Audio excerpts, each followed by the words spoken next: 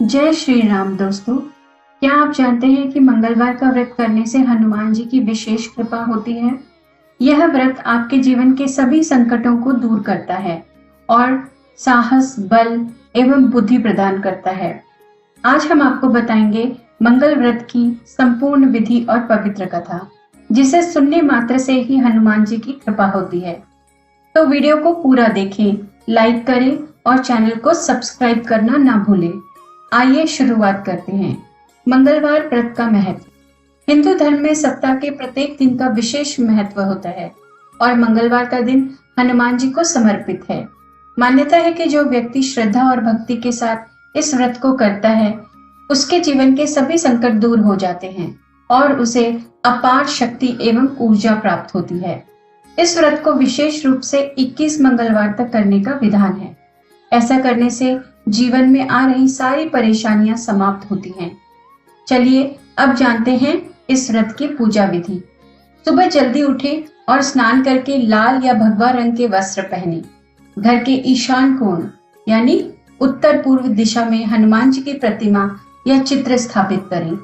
घी या चमेली के तेल का दीपक जलाएं और लाल फूल चढ़ाएं। हनुमान चालीसा, सुंदरकांड और हनुमानाष्टक का पाठ करें। सिंदूर, चंदन और केसर का तिलक हनुमान जी को अर्पित करें। भोग में गुड़, चना, लड्डू या केसर मिश्रित हलवा चढ़ाएं। आरती करें और हनुमान जी से अपनी मनोकामना पूरी करने की प्रार्थना करें। मंगल देवता का ध्यान करें एवं उनके 21 नामों का जाप निम्न प्रकार करें। मंगल, भूमि पात्र, ऋणहर्ता, धन प्रदा, स्थिरासन, महाकाय, सर्व कामार्थ साधक, लोहित, लोहिताज्ञ, सामगानं कृपाकर, धरात्मज, कुज, भौम, भूमिजा, भूमिनंदन, अंगारक, यम, सर्वरोग हारक, वृष्टिकर्ता, पापहर्ता, सब काम फलदाता नाम जप के साथ सुख सौभाग्य के लिए प्रार्थना करें। पूजन की जगह पर घी की 4 बत्तियों का चौमुखा दीपक जलाएं। 21 दिन मंगलवार का व्रत करें और 21 लड्डुओं का भोग लगाकर वेद के ज्ञाता सुपात्र ब्राह्मण को दें। दिन में केवल एक ही बार भोजन करें। इस मंत्र से आराधना करें।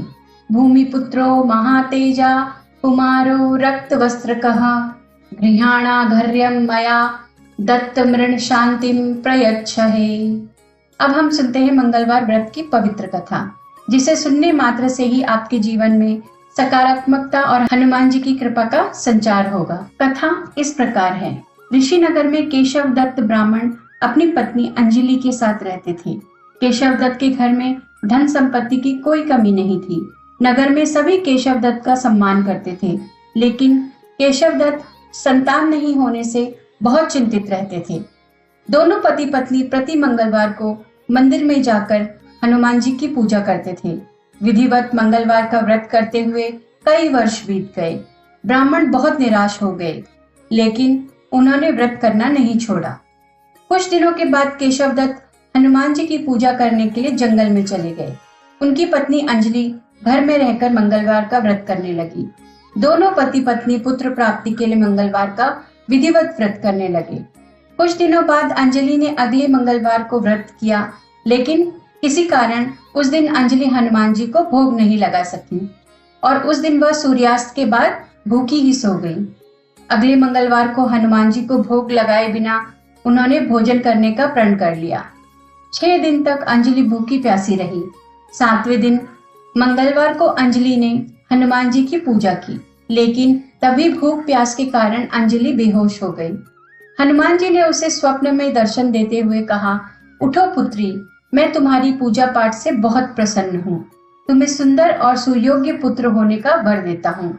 यह कहकर हनुमान जी अंतर्ध्यान हो गए।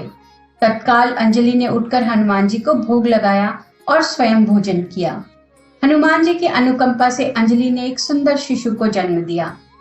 मंगलवार को जन्म लेने के कारण उस बच्चे का नाम मंगल प्रसाद रखा गया। कुछ दिनों के बाद अंजलि के पति केशव दत्त भी घर लौट आए।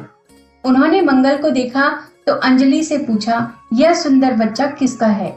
अंजलि ने खुश होते हुए हनुमान जी के दर्शन देने और पुत्र प्राप्त होने का वरदान देने की सारी कथा सुना दी, लेकिन केशव दत्त को उनकी बातों पर विश्वास नहीं हुआ। उनके मन में पता नहीं कैसे ये कलुषित विचार आ गया कि अंजलि ने उनके साथ विश्वासघात किया है। अपने पापों को छिपाने के लिए अंजलि झूठ बोल रही हैं। केशव दत्त ने उस बच्चे को मार डालने की योजना बनाई। एक दिन केशव दत्त स्नान के लिए कुएं पर गए। मंगल भी उनके साथ था। केशव दत्त ने मौका देखकर मंगल को कुएं में फेंक दिया और घर आकर बहाना बना दिया कि मंगल तो कुएं पर मेरे पास पहुंचा ही नहीं। केशव दत्त के इतने कहने के ठीक बाद मंगल दौड़ता हुआ घर लौट आया। केशव दत्त मंगल को देखकर बुरी तरह हैरान हो गए। उसी रात हनुमान जी ने केशव दत्त को स्वप्न में दर्शन देते हुए कहा, तुम दोनों के मंगलवार के व्रत करने से प्रसन्न होकर पुत्र जन्म का वर मैंने दिया था, फिर तुम अपनी पत्नी पर दोषारोपण क्यों करते हो। उसी समय केशव दत्त ने अंजलि को जगाकर उससे क्षमा मांगते हुए स्वप्न में हनुमान जी के दर्शन देने की सारी कहानी सुनाई। केशव दत्त ने अपने बेटे को हृदय से लगाकर बहुत प्यार किया। उस दिन के बाद सभी आनंद पूर्वक रहने लगे। मंगलवार का विधिवत व्रत करने से केशव दत्त और उनके सभी कष्ट दूर हो गए। इस तरह से जो स्त्री पुरुष विधिवत मंगलवार का व्रत करके व्रत कथा सुनते हैं, हनुमान जी उनके सभी कष्ट दूर करके घर में धन संपत्ति का भंडार भर देते हैं। शरीर के सभी रक्त विकार के रोग भी नष्ट हो जाते हैं। इस कथा से हमें यह शिक्षा मिलती है कि श्रद्धा और विश्वास के साथ यदि हम हनुमान जी की आराधना करें तो वह हमारी सभी मनोकामनाएं पूर्ण करते हैं। अब जानते हैं मंगलवार के दौरान किन बातों का विशेष ध्यान रखना चाहिए। मंगलवार को भूल कर भी उड़द दाल का सेवन नहीं करना चाहिए।